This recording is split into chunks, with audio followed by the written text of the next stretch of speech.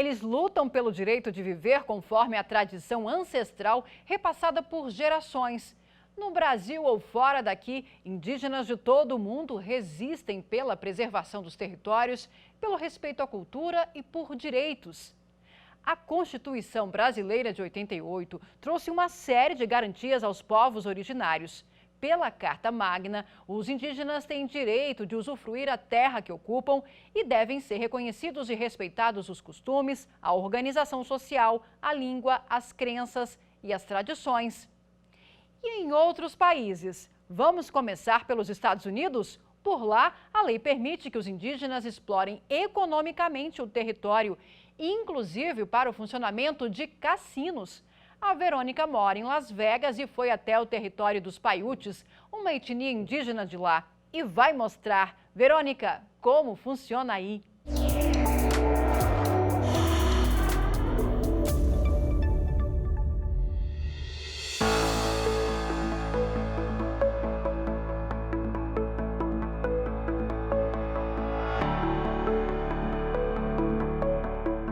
Eu sou Verônica Cavalcante, moro em Las Vegas, no estado de Nevada. Eu sou guia turística aqui nessa cidade incrível que tem muito entretenimento, cassinos, shows, muitas luzes. Mas hoje eu vou levar vocês para um lugar diferente. Vem comigo!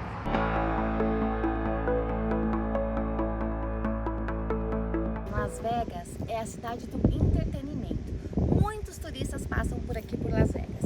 E a Paiutes, para lucrar com os turistas, né, fizeram um campo de golfe super lindo aqui ao redor de Las Vegas, dá 35 minutinhos da Strip de Las Vegas.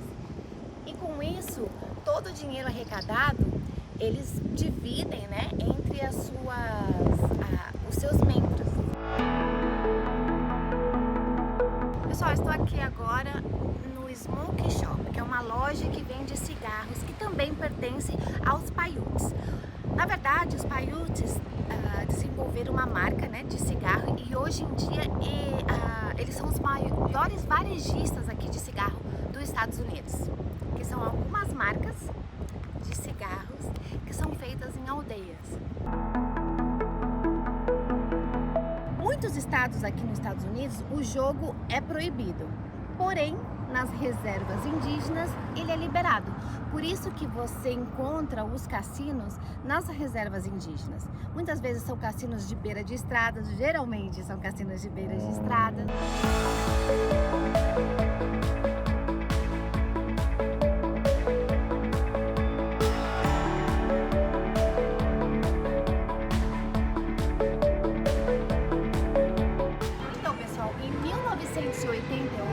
O governo federal regularizou os jogos para as terras indígenas, né? Então, isso teve um impacto bem positivo, porque isso deu uma independência financeira melhor para eles. Então, você pode ver que os cassinos sempre estão cheios, as pessoas fazendo as pezinhas. Vamos lá? Vou tentar aqui para ver se a gente tem alguma coisa.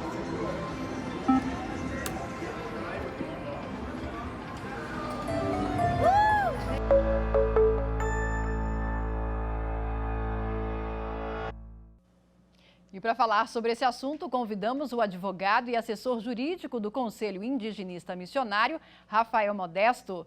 Doutor Rafael, seja muito bem-vindo ao Como Funciona Aí. E eu já começo perguntando para o senhor essa possibilidade que os indígenas americanos têm de explorar economicamente o seu território. Na lei brasileira, isso é previsto? Isso pode ser feito aqui também? Exatamente. Na nossa legislação, inclusive o que regula o direito indígena com relação à exploração do seu território é a própria Constituição Federal do Brasil, não é? O direito indígena não é regulado pelo Código Civil, pela legislação ordinária, mas pela legislação constitucional e pela convenção e tratados internacionais, convenções e tratados internacionais, a exemplo da Convenção 169 da OIT. E essa legislação consubstancia o direito indígena de exploração do seu território. O que é vedado e que a gente não compreende muito bem, o que alguns setores da sociedade brasileira não compreendem muito bem, é a exploração dos territórios indígenas por terceiros, né? A gente vê muita invasão, a gente vê muito crime de esbulho em face dos direitos territoriais dos povos indígenas, porque não há uma compreensão efetiva do que significa a previsão sobre o usufruto exclusivo das terras indígenas, não é verdade? Então, quando a Constituição fala que as terras de ocupação tradicional indígenas demarcadas, elas servem para a reprodução física e cultural dos povos indígenas. Então, o que é vedado? É vedada a exploração econômica por terceiros. O que é vedado também são explorações que são ilícitas. Por exemplo, cassino é proibido no Brasil desde 1946, na verdade. O garimpo é ilegal no Brasil. A mineração, ela até é possível, mas ela depende de um conjunto de requisitos. Então, ela também, atualmente, como não é regulada, não é permitida. Então, de acordo com a nossa Constituição Federal e com o direito internacional que regula a matéria indígena, os povos, sim, podem explorar suas terras economicamente, de acordo com os seus usos e costumes ou não, sendo lícita essa exploração. Agora, uma questão é certa, para explorar o território indígena, para eles explorarem o seu território, precisaria de linha de crédito, de facilitação com relação a investimentos, o que não existe no Brasil. Esse tipo de política pública ainda não existe no Brasil. Agora, existe alguma etnia brasileira que consegue usufruir economicamente do seu território e qualquer recurso natural pode ser explorado? Exatamente. Primeiro, nem todo recurso natural pode ser explorado, né? Por exemplo, dos minérios, né? Os minérios não podem serem explorados porque não existe lei regulando a mineração e o garimpo em terras indígenas é vedado pela Constituição Federal. Agora, há exploração em vários níveis pelos próprios indígenas, há arrendamentos que são ilegais, portanto, exploração por terceiros acontecendo, mas ela é ilegal. Há parceria agrícola acontecendo, mas ela é ilegal. O Ministério Público Federal tem um papel importante de impedir, tem impedido essa prática, não é verdade? Agora, os indígenas, por si só, eles exploram as suas terras com pequenos roçados, com agricultura parecida à agricultura familiar, por exemplo, de subsistência, de venda do excedente, mas tem algumas práticas que são poucas também, de exploração em larga escala, por exemplo, de produção de madeira, produção de grãos, né, pelos próprios indígenas, mas são alguns casos isolados, infelizmente. Agora, quando essa reserva indígena é reconhecida pelo Estado, que tipo de garantia que aquela etnia passa a ter? No Brasil, a legislação diz que o direito do índio é declarado. Então, a demarcação é um ato formal de colocação de limites, de lindes, né? Vai dizer até onde o território vai.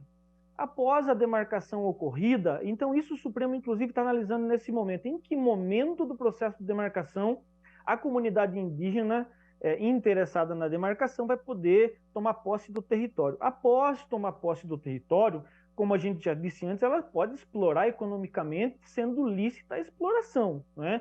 Uma outra garantia fundamental, que eu também já mencionei, é o elemento usufruto exclusivo dos territórios indígenas e uma garantia fundamental de que o Estado brasileiro, embora não faça efetivamente como deveria, é proteger e fiscalizar os limites do território contra a invasão, contra garimpo ilegal, roubo de madeira, desmatamento, biopirataria e uma série de ilícitos, de crimes que ocorrem nas terras indígenas e que os indígenas, os povos e comunidades deviam ter direito a essa garantia, uma garantia prevista na Constituição de fiscalização e proteção dos seus territórios contra esse tipo de crime. Esses crimes, na verdade, são vários. Vamos voltar para os Estados Unidos. A Verônica mostra agora como se organizam os povos indígenas americanos, as leis que eles devem seguir e como se relacionam com a cidade. Verônica, é com você.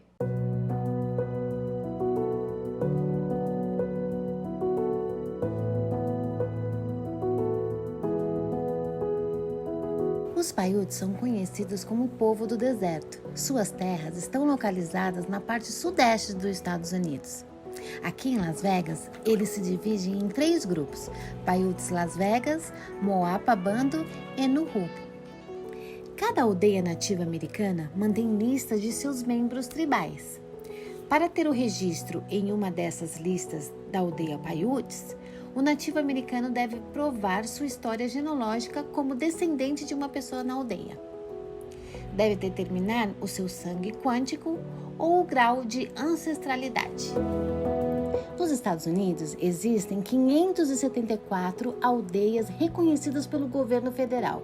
O que isso significa? Significa que a reserva indígena tem um relacionamento com o governo federal direto, assim como os estados. Porque aqui nos Estados Unidos, os estados são independentes, ou seja, cada estado tem as suas taxas de impostos e algumas leis adequadas para a sua população.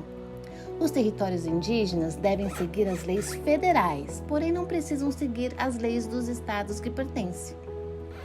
São comunidades com poder político interno, têm sistema jurídico próprio, departamento de polícia, tribunais civis, tribunais penais, ou seja, são independentes. Hoje nós estamos aqui no centro de Las Vegas, onde fica a Paiute Las Vegas. Então, tem alguns business lá dentro, eles têm as suas polícias, eles têm as casas, né, os hospitais e uma escolinha. Só que nós não podemos entrar. Só quem pode entrar são os membros mesmo da aldeia.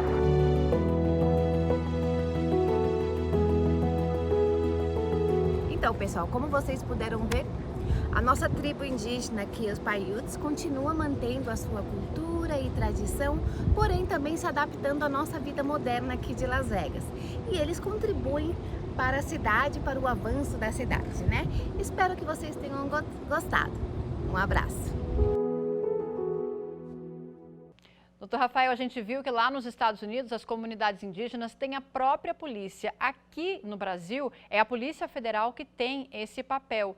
Mas qual que é a penalidade para as pessoas que violam esse território e como que funciona esse trabalho de proteção da Polícia Federal?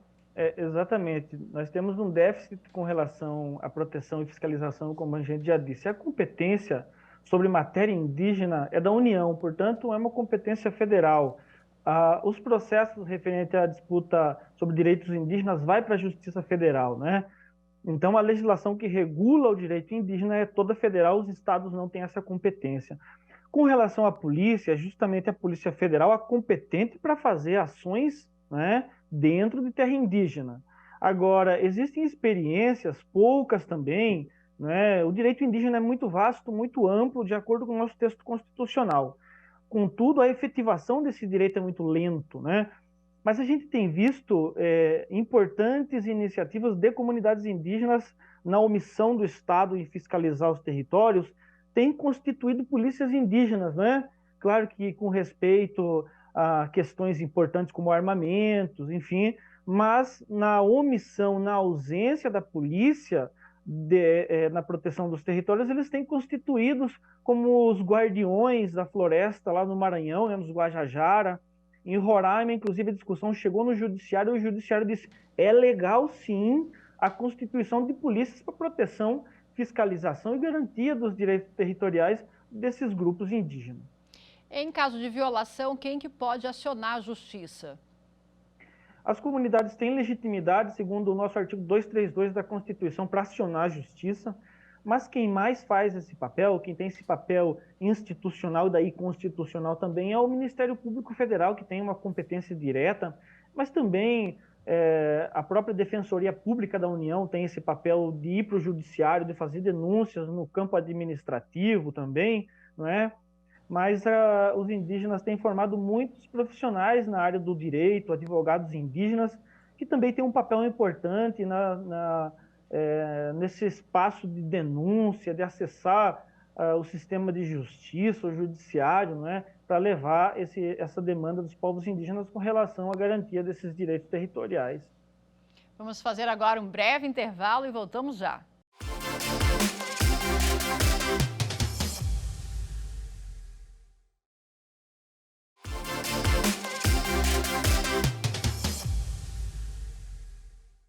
O Como Funciona Aí está de volta e você já viu como os indígenas americanos vivem. Agora vamos para o Canadá. Por lá, os chamados First Nation passaram por um processo de colonização e o Estado tenta reparar as consequências da doutrinação desses povos. A Letícia mora em Montreal e vai mostrar quais direitos eles têm. É com você, Letícia!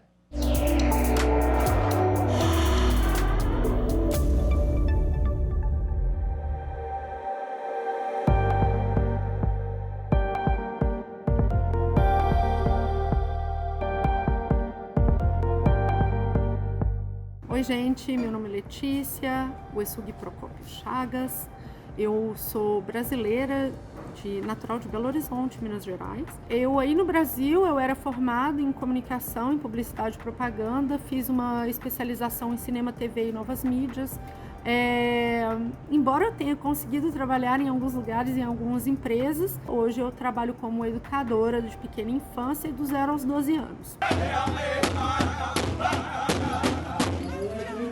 Então, da mesma maneira que aconteceu na Austrália, onde as crianças eram separadas dos seus pais, elas iam para internatos, eram longe, os locais longe, muitas vezes os pais não tinham nem acesso, não sabia nem aonde que era, nem como fazia para entrar em contato com seus filhos. Aqui no Canadá também foi a mesma coisa, tá? Eram escolas residenciais e elas tinham, sim, a questão de doutrinar a criança na língua e nos costumes do colonizador, tanto fosse aqui no Canadá inglês quanto francês, e elas eram obrigadas a todas elas a se catolizarem. E essas reservas, por questões delas serem muitas vezes afastadas, o governo não tem como chegar lá. Então não existem forças policiais, não existem esse tipo de situação, e que força com que as próprias reservas criem suas próprias forças, né? Não são policiais, mas agem como, eles não têm porte de armas, mas eles têm porte, por exemplo, daquelas máquinas de choque. Eles podem fazer prisões, mas não prisões em grande escala, grande tempo, porque aí tem que ser levado à corte e tudo mais, mas eles podem sim deter pessoas. Voltamos a falar com o advogado e assessor jurídico do Conselho Indigenista Missionário, Rafael Modesto. Doutor Rafael, a gente viu essa situação das crianças no Canadá, nessa tentativa de apagar a cultura deles. Aqui no Brasil, a nossa Constituição prevê essa proteção à cultura e à tradição dos indígenas? Eu acho que todos os países das Américas passaram pelo processo de colonização, no mesmo sentido, por exemplo, desse que a moça explica com relação ao Canadá, não é?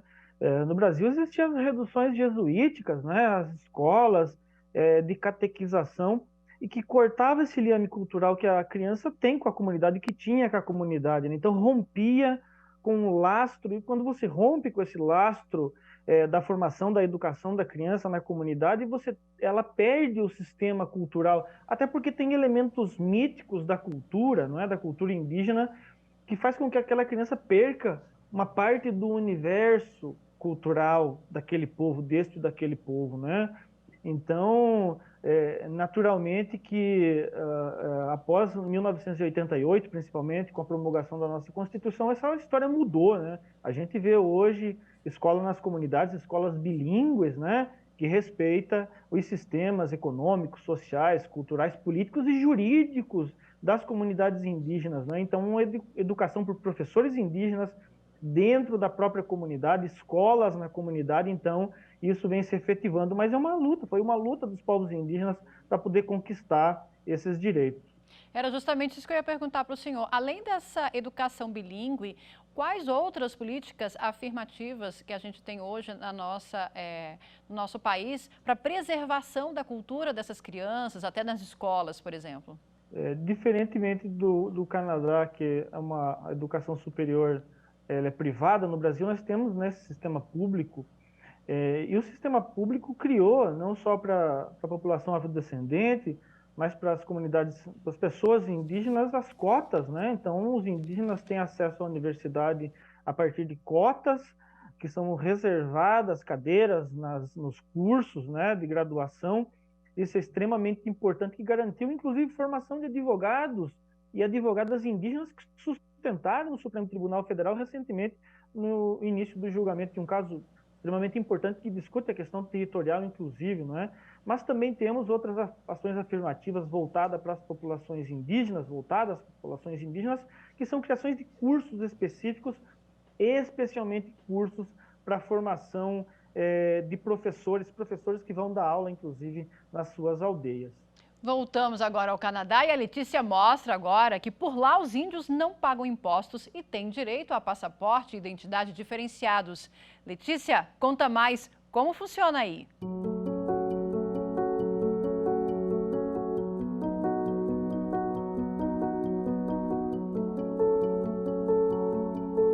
Trabalhando aqui com cinema e TV, eu tive a oportunidade de trabalhar num local, fazendo uma série que falava e retratava aí um ano de vida de um povo indígena dentro de uma reserva, fazendo aí pesca e extração de produtos marítimos. Eu tive a oportunidade de ver que são empresários, são pessoas que estão focadas em fazer dinheiro, levantar dinheiro e levar o dinheiro de volta para a reserva.